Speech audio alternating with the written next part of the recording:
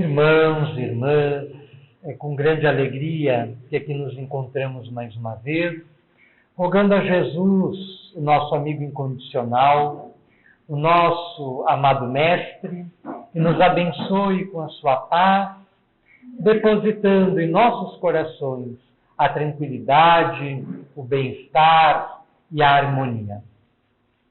É desejo universal na criatura humana o desejo da felicidade. Não há quem por ele não aspire. Mas existe um único caminho para alcançar a felicidade. E esse caminho é individual. É próprio de cada um.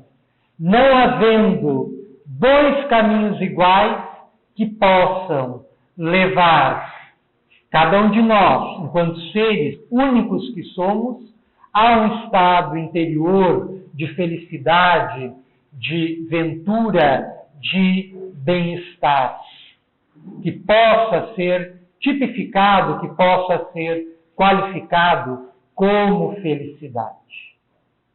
Daí que, se fizéssemos aqui uma rápida enquete, questionando acerca do entendimento que cada um tem sobre felicidade, possivelmente teríamos tantas definições, tantas compreensões, tantos entendimentos de felicidade, quantas são as pessoas encarnadas ou desencarnadas que aqui se encontram reunidas. De modo que o que é felicidade para uma determinada pessoa não é para outra. E a doutrina espírita, quando se estrutura na segunda metade do século XIX, toca diretamente na questão da felicidade humana. E já compreendia na época, a partir dos informes trazidos por elevados mentores espirituais, como as correntes psicológicas da atualidade a entendem, como sendo um estado eminentemente subjetivo, íntimo, que diz respeito ao que a pessoa experimenta dentro de si. O Livro dos Espíritos, que é a obra basilar, que serve de coluna mestra para todo o edifício doutrinário, para toda a doutrina espírita, recorre de forma frequente, ao longo das suas páginas, à questão da felicidade. Mas, mais para o final do livro, o Livro dos Espíritos está dividido em 4 partes. É um livro de perguntas e respostas, onde Allan Kardec, o codificador da doutrina espírita, formulava questionamentos aos espíritos, e estes, através de diversos médiuns, respondiam essas perguntas. E o trabalho de Kardec foi sistematizar, foi organizar, foi ordenar essas questões. E ele organizou as 1019 perguntas que o compõem em 4 partes. A primeira parte, tratando das causas primeiras, a segunda parte do mundo espiritual, a terceira parte das leis morais que regulam a vida íntima, a vida do espírito e a vida exterior, a vida material, a vida física. E a quarta parte, intitulada das esperanças e consolações. Embora ao longo de todo o livro seja recorrente a preocupação com a felicidade humana, é justamente na quarta parte, intitulada das esperanças e consolações, que Allan Kardec vai explorar e desenvolver essa temática de forma mais ampla no diálogo que mantém com os espíritos. E na primeira questão, que abre essa quarta parte, que é dividida em 2 capítulos, o primeiro das penas e gozos terrestres e o segundo das penas e gozos futuros, no primeiro capítulo da quarta parte, Allan Kardec abre este capítulo com o seguinte questionamento, que é a questão 920. Pode o homem gozar de completa felicidade na terra? Os espíritos respondem, não. Por isso que a vida lhe foi dada como prova ou expiação. Dele, porém, depende a suavização de seus males e o ser tão feliz quanto possível na terra. Esta resposta dos espíritos, ela é muito elucidativa. Quando Allan Kardec pergunta se o ser humano pode experienciar de forma plena, em toda a sua plenitude, a felicidade, os espíritos respondem que não. Remetendo a nossa compreensão às características do planeta em que nos encontramos e, por conseguinte, às características que nos dizem respeito dos seres que habitam este planeta. O planeta é um planeta de provas e expiações, onde predomina a animalidade, onde predomina as paixões, onde predomina o egoísmo, o orgulho, o medo, a violência, a criminalidade, a maldade. É um planeta onde ainda se sobressaem as características negativas, que ganham relevo, porque refletem as características que trazemos dentro de nós. O planeta é um reflexo nosso, é um reflexo de todos nós que nele nos encontramos, aprendendo, sofrendo e evoluindo com ele, para rumos melhores, para estados melhores. Por isso que os espíritos dizem que a felicidade plena, completa, conforme nós idealizamos, conforme cada um de nós desejaria, não é possível na Terra. Ao menos não todo o tempo. Porque as características que aqui predominam servem de obstáculo para a felicidade completa, para a felicidade plena. De modo que, como nós que aqui nos encontramos, irmanados num ideal, reunidos num desejo de aprender, de nos espiritualizarmos, de compreender melhor as questões espirituais que permeiam a nossa vida, podemos experienciar dentro de nós, de certa forma, um estado de harmonia, de bem-estar, que enseje, que favoreça, que permita a felicidade. Outras pessoas formam em diferentes partes do mundo outros tipos de grupamentos, de acordo com as suas características, vivenciando situações em que se encontram diretamente condicionadas à dor, à infelicidade, à dificuldade. Existem áreas do nosso planeta que, neste exato momento, enquanto nós podemos dedicar o nosso tempo à nossa espiritualização, à nossa elevação, se encontram sob o guante da guerra, sob o guante de epidemias terríveis, sob o guante de conflitos religiosos intermináveis. O que serve de empecilho para as mesmas experienciar, minimamente que seja, a felicidade. Então, os espíritos chamam a nossa atenção para esta questão, que não podemos ser felizes por completo, conforme os nossos sonhos, desejos, anelos, em função das nossas características íntimas e em função das características coletivas que nos irmanam e que nos situam neste plano comum, no qual todos nos encontramos, que é o plano terreno. Mas eles esclarecem mais, que depende de cada um de nós suavizar essas condições negativas. Depende de nós, do nosso esforço, do nosso empenho, da nossa dedicação, do nosso trabalho, para amenizar, as dificuldades que enfrentamos na sociedade, na família, dentro de nós mesmos, e nos esforçarmos para sermos felizes, tanto quanto seja possível na Terra. Assim eles encerram a resposta que dão à questão 920 do Livro dos Espíritos, que depende de nós a suavização dos nossos males e o sermos tão felizes quanto nos seja possível na Terra.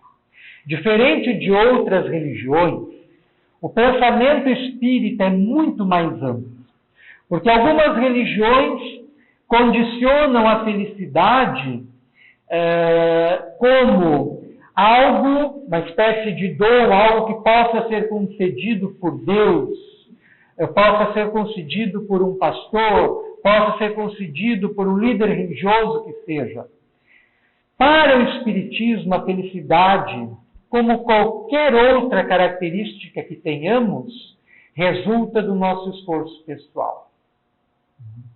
Deus não nos fará sermos felizes. Deus nos criou e nos projetou para a felicidade. Mas o sermos felizes não depende dele, depende de nós. Depende dos nossos esforços diários e paulatinos para nos melhorarmos e para sermos felizes o máximo que pudermos. Então, essa é uma questão por demais importante. A felicidade diz respeito à nossa responsabilidade, ao nosso compromisso de tomarmos consciência de que ser feliz ou não, depende exclusivamente de nós. Então, precisamos aprender a ser felizes de acordo com as características que cada um de nós, em sua vida, experimenta. No Evangelho, nós temos uma passagem fantástica, que é a da tempestade, em que Jesus, após um dia de muito trabalho espiritual, após um dia de inúmeras pregações, de inúmeras curas, recolhe-se com alguns dos seus apóstolos, alguns dos seus discípulos, numa embarcação que avança pelo mar de Genezaré, e na calada da noite, eles são surpreendidos por uma tempestade. O lago de Genezaré, o mar da Galileia, são surpreendidos por uma forte tempestade. E Jesus dormia. E nessa afirmação, Jesus dormia, está implícita a tranquilidade em que Jesus se encontrava. Ele não estava nem aí para o temporal, para a tempestade. Ele estava tranquilo, ele estava em paz, ele estava seguro dentro de si.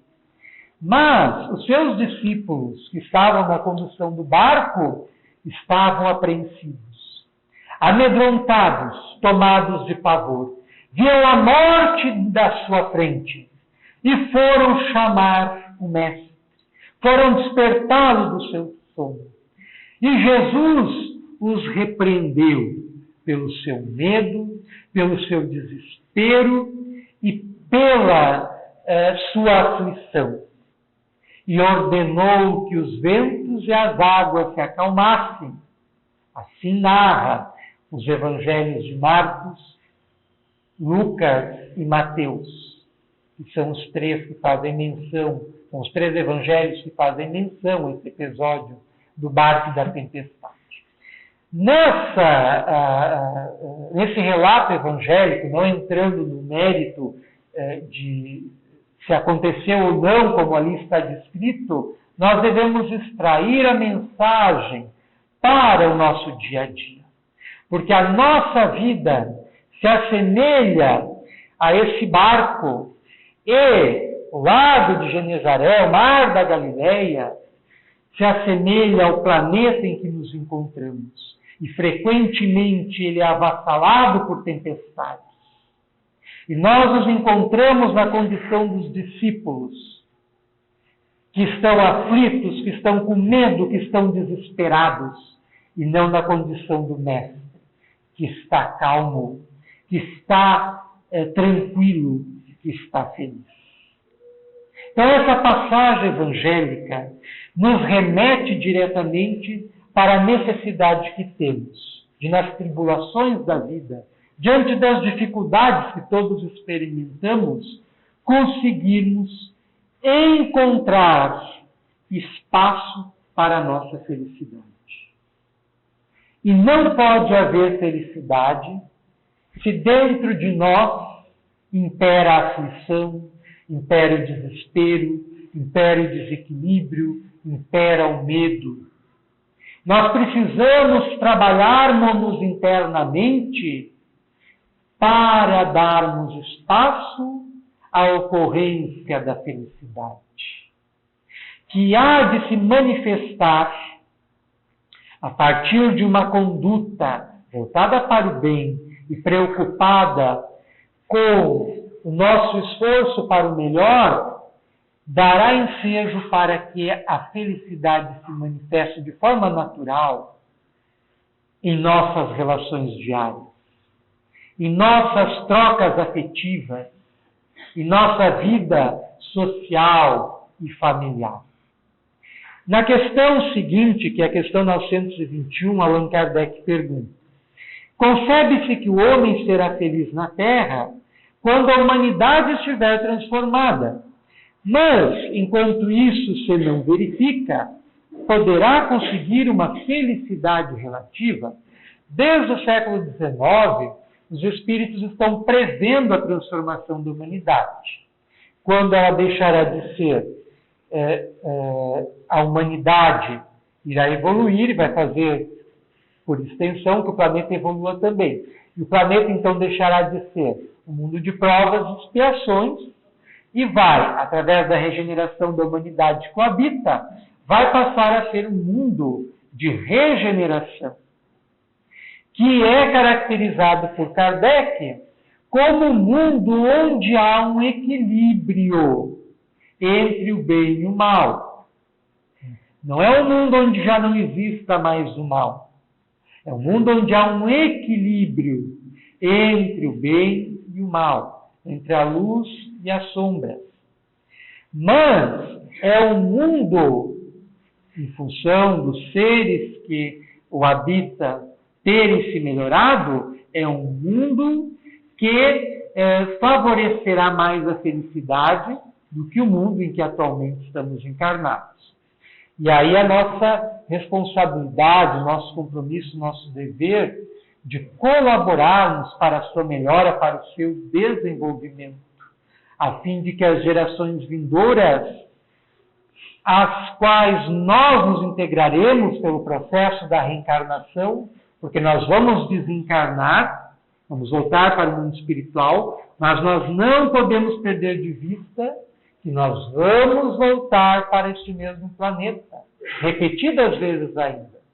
Então, o planeta que muitas vezes nós sujamos, o planeta que muitas vezes nós ajudamos a poluir, o planeta que muitas vezes nós ajudamos a tumultuar, é o mesmo planeta ao qual nós voltaremos a encarnar e sofreremos a consequência imediata das nossas ações e vivências atuais, como vivemos na atualidade o impacto, o efeito daquilo que fizemos nas existências passadas.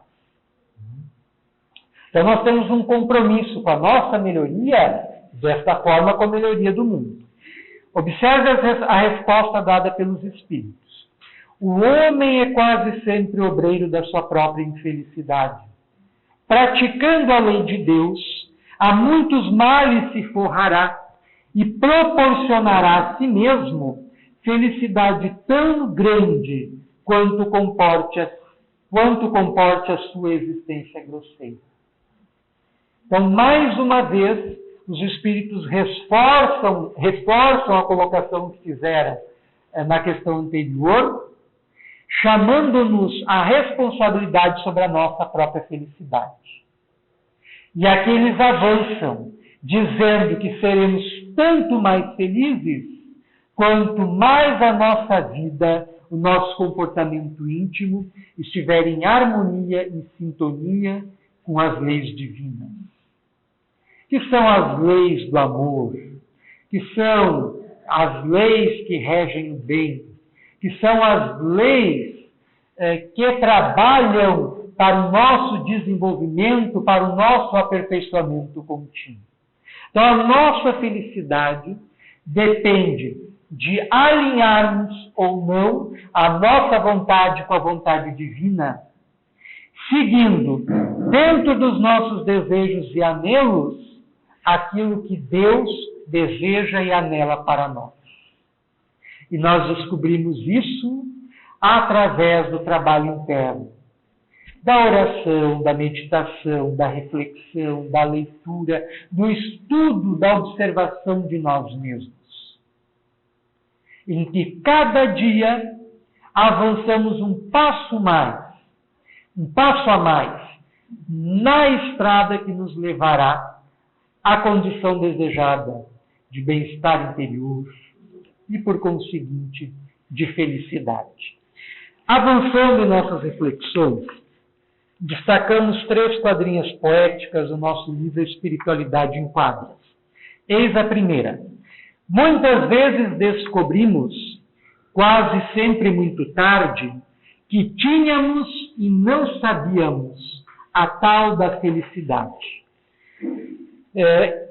Esses versos expressam a nossa permanente insatisfação com aquilo que somos e com aquilo que temos. Daí a dificuldade de sermos felizes, porque estamos sempre insatisfeitos. Por mais que as coisas nos favoreçam, interna e externamente, nós estamos descontentes. E isso nos dificulta a vivência, a experiência, o sentimento da felicidade. O espírito, a alma Eros, através da mediunidade do médium baiano Divaldo Pereira Franco, narrou a seguinte história. Existia nos Estados Unidos, na região leste, no final do século XIX, um homem que era dono de uma vasta propriedade. Era muito rico, era um grande fazendeiro. Tinha uma família feliz, esposa, filhos, uma parentela extensa, e levava uma vida normal. Ele era, por assim dizer, feliz. No entanto, certa feita, ele hospedou em sua casa um andarilho.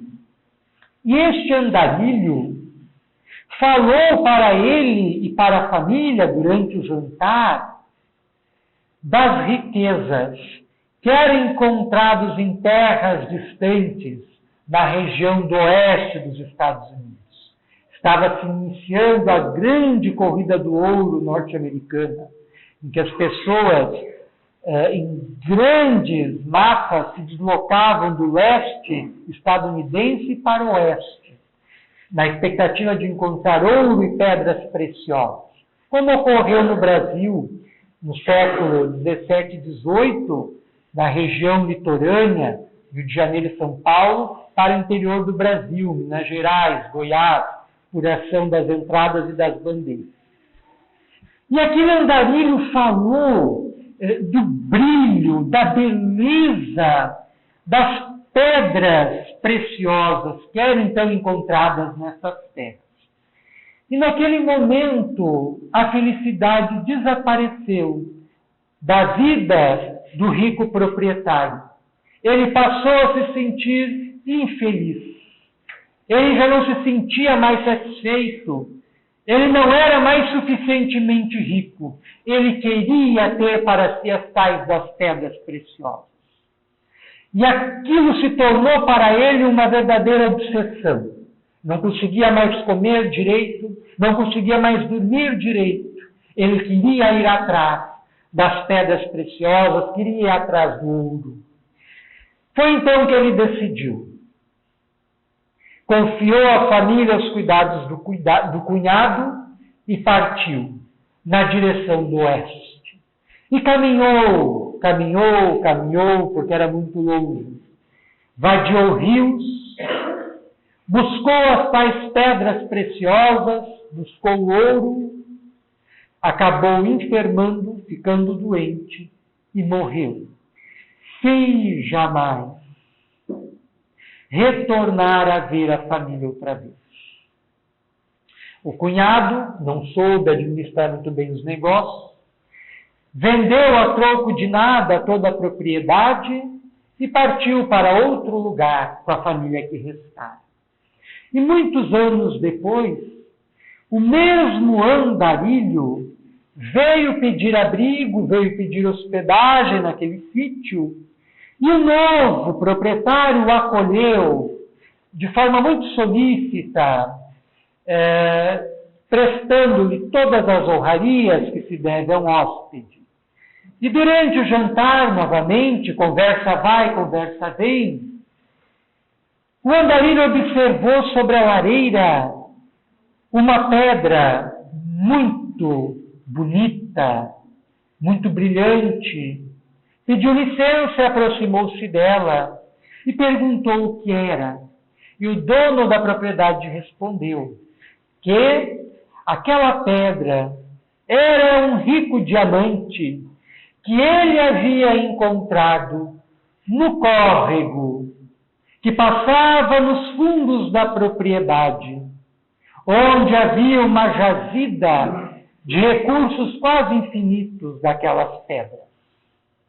E Almaeros encerra a sua história afirmando que muitas vezes nós, os seres humanos, estamos sentados sobre o trono da felicidade e o abandonamos para ir em busca de coisa nenhuma, das ilusões. Trocamos a nossa felicidade por ninharias. Conforme narra o texto do Antigo Testamento, em que Esaú troca com Jacó, por estar muito faminto, o seu direito à primogenitura de herdar o reino do Pai por um prato de comida, da mesma forma nós, muitas vezes, trocamos aquilo que nos felicita, aquilo que nos traz felicidade verdadeira, por não compreendermos, pelas inquietações, pelos dramas que vivenciamos, pelos conflitos inúmeros que enfrentamos dentro e fora de nós, pelas dificuldades, pelas tribulações. Quantos estão cavando para si o próprio túmulo, apressando a ocorrência da morte, pelos seus desvios, pelos seus desmandos, pelos seus excessos, quando poderiam estar aproveitando o que a terra nos prodigaliza, o que a terra nos dá, para sermos felizes, vivermos o tão feliz quanto seja possível neste plano terreno, conforme nos recomendam os Espíritos. Então, trocamos a felicidade pela infelicidade, em função de não conseguirmos distinguir o que é o bem maior para nós. Qual é o bem maior que Deus reserva para nós? Ser feliz por toda a vida talvez não passe de utopia, mas podermos ser felizes um pouquinho todo dia. Assim, a felicidade é algo que tem que ser experienciada em cada momento. Nós podemos ser felizes agora, desde já, dando guarida em nosso íntimo a pensamentos positivos, otimistas. Toda vez que, isso é uma sugestão do Espírito Joana de Ângeles, através do médium Divaldo Pereira Franco, toda vez que um pensamento infeliz, que um pensamento de ódio, que um pensamento de raiva, que um pensamento de inveja, que um pensamento que nos puxa para baixo nos visita, devemos observá-lo, tomar conhecimento do mesmo e de imediato substituí-lo por um pensamento melhor. Um pensamento de otimismo, um pensamento de alegria, um pensamento de saúde, um pensamento que nos eleve para cima. A felicidade não tem definição, é a divindade dentro do coração. Um dia descobriremos, talvez mais no futuro do que agora no presente, que a felicidade toda se resume no nosso encontro com Deus. Quando a nossa vontade, como dissemos antes, estiver por completo em uníssono com a vontade divina. Quando nós soubermos nos guiar pelas leis cósmicas que regem a vida, pelas leis de Deus, que estão tanto fora de nós, quanto estão dentro de nós. Immanuel Kant, um dos mais brilhantes filósofos do início do movimento iluminista, na sua famosa obra Crítica da Razão Pura, logo na parte introdutória, escreveu mais ou menos o seguinte: duas coisas me enchem o espírito de ventura, de felicidade, de contentamento. O céu estrelado sobre mim e a lei moral dentro de mim. Essas duas afirmações do filósofo fazem referência tanto à presença de Deus fora de nós, no mundo natural, quanto à presença de Deus dentro de nós, através da sua lei moral. Porque os Espíritos esclarecem, quando Allan Kardec pergunta, lá na questão 621, onde está escrita a lei de Deus? Se existem as leis de Deus, em algum lugar elas devem estar escritas. Assim como os nossos códigos. Nós sabemos onde estão escritas as nossas leis. Então, Allan Kardec pergunta, curiosamente, onde estão escritas as leis de Deus? E os Espíritos respondem, na consciência. Então, nós temos dentro de nós as leis divinas.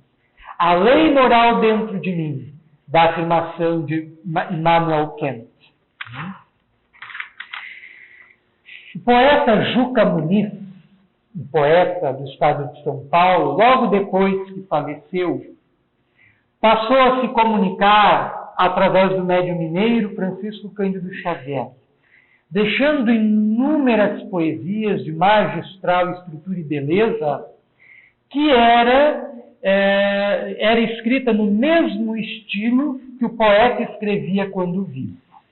E Chico Xavier, quando já estava em Uberaba, isso em 1974, numa sessão pública em que abriram o Evangelho, fizeram uma oração, abriram os trabalhos, fizeram a leitura do Evangelho segundo o Espiritismo ao acaso, conversaram sobre o mesmo, e depois Chico Xavier psicografou uma mensagem do espírito Juca Muniz.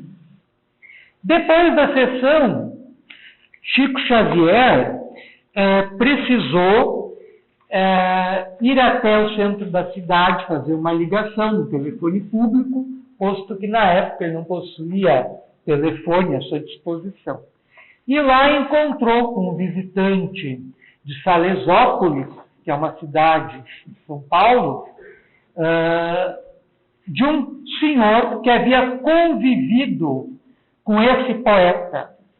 E ele tivera um sonho na noite anterior, que esse poeta em sonho, já estava morto esse poeta, em sonho vinha visitá-lo e lhe dava uma série de conselhos para algumas dificuldades íntimas que ele estava passando e a dificuldade que ele estava tendo de encontrar e vivenciar a felicidade. E Chico Xavier ficou muito surpreso com aquele depoimento. Então ele tirou do bolso a psicografia que ele tinha recebido momentos antes e leu para aquele senhor. E nós destacamos então alguns versos dessa poesia para nós lermos e refletirmos. Que oferece uma série de conselhos que servem de roteiro, de diretriz para nós alcançarmos a felicidade. Se a felicidade é um caminho único que cada um de nós deve percorrer, nós podemos encontrar nesse caminho várias placas indicativas que nos servirão de elemento norteador, de bússola, que nos guiarão até a nossa felicidade. Então escreve Juca Muniz, através das mãos mediúnicas de Chico Xavier: jamais te digas inútil e deixa a ideia do azar. Cada pessoa no mundo tem um dom a partilhar. Escuta, o céu nota e vê. O teu passo hora por hora, Deus necessita de ti, onde te encontras agora. Prova na escola da vida, ensino que vai e vem, desânimo não resolve, nem auxilia ninguém. Felicidade, a rigor, tal qual se busca entender, é a gente dar-se de todo ao que se deve fazer. Se queres paz e alegria, ouve este aviso comum: não desistas do trabalho, nem guardes remorso algum. O que tem seja alegria, saúde, corpo doente, encargo, inércia, penúria, tudo começa na mente. Qualquer recurso no tempo, alegria, luz e paz, treva, aflição e amargura, vem daquilo que se faz. Trabalha, nada reclames, desajustes passarão. Serviço silencioso é a base da promoção. Este amigo do poeta se emocionou quando Chico Xavier terminou de ler a mensagem, reconheceu que ela era endereçada diretamente para ele, e essa mensagem foi um suporte muito grande para as dificuldades que ele estava vivendo.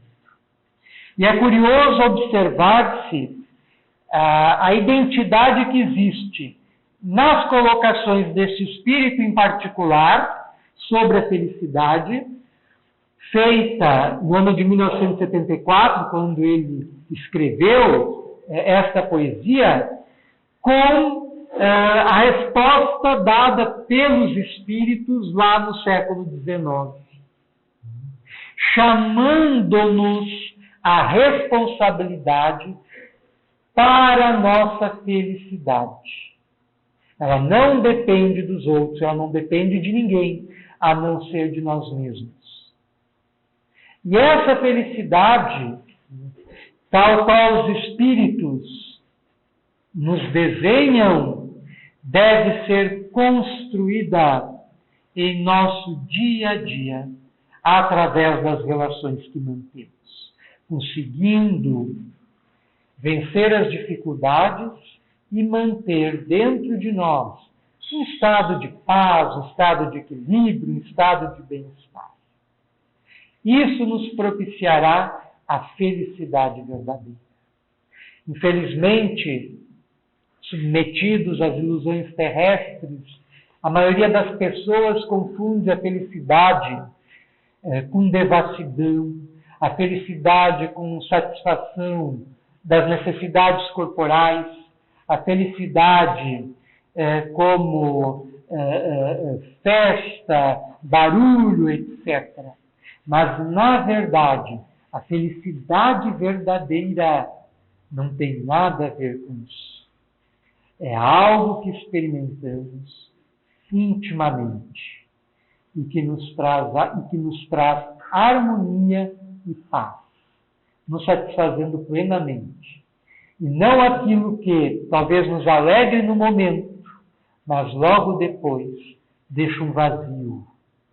Deixa um imenso espaço aberto, onde se instala a insatisfação, onde se instala a depressão, onde se instala a infelicidade.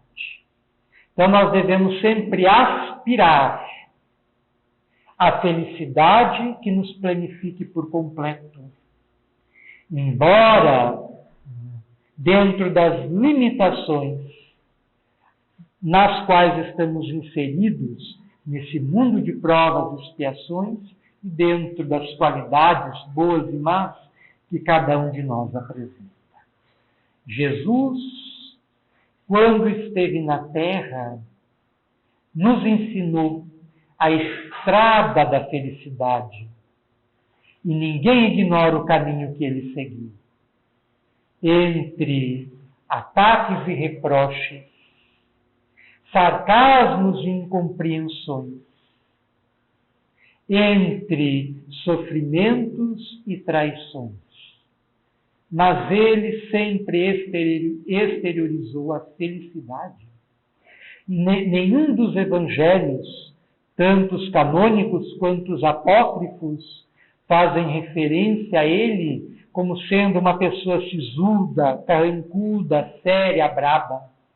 Bem pelo contrário, era uma pessoa que estava sempre de bem consigo mesmo, imperturbável, alegre, feliz.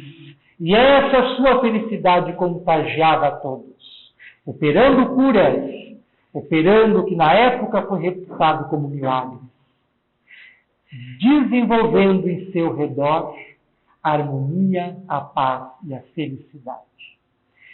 E esses são os seus exemplos, guardadas as proporções que nós devemos tentar seguir em nosso dia a dia, sendo felizes, dentro da nossa capacidade de ser feliz e colaborando desta forma para a felicidade daqueles que convivem conosco, porque somos responsáveis também.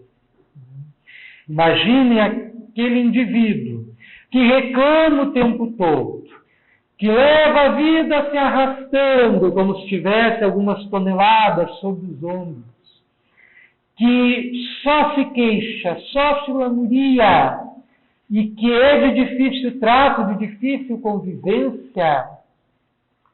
Imagine a responsabilidade dessa pessoa, estendendo em seu entorno a infelicidade, a insatisfação, a incompreensão, e sendo causa da infelicidade alheia. Todos nós conhecemos pessoas assim, quando nós não somos pessoas assim. E devemos, se o somos, nos corrigirmos para sermos pessoas melhores. Porque a pessoa que só se queixa, que só se reclama, que a vida é um fardo pesado, é uma pessoa que não está bem. Está doente psicologicamente falando, espiritualmente falando, e precisa de ajuda, precisa de compreensão, precisa de alguém que lhe estenda a mão e lhe ajude a ser feliz. Então nós, dentro do ideário espírita, devemos nos voltar sempre, em primeiro lugar, para a felicidade de dentro, que será responsável direta por criar as condições em nosso entorno para sermos também felizes fora de nós, nas relações que mantemos, com os nossos familiares, com os nossos afetos, com as pessoas com as quais nos relacionamos. Sem mais delongas, agradecemos a generosa atenção de todos e rogamos a Jesus, o nosso mestre, o nosso amigo, que nos abençoe carinhosamente, tomando-nos em suas mãos e nos apontando o caminho que cada um de nós precisa seguir, a fim de conseguir ser um pouquinho mais feliz na Terra, no lugar mesmo em que se encontra, livre das ilusões, livre dos pensamentos infelizes, livre das incompreensões, a fim de que, através da sua ajuda, através do seu amparo, possamos seguir por este caminho e alcançarmos esse estado interior que deve ser o nosso objetivo, de bem-estar e de felicidade. Que Jesus nos abençoe a todos.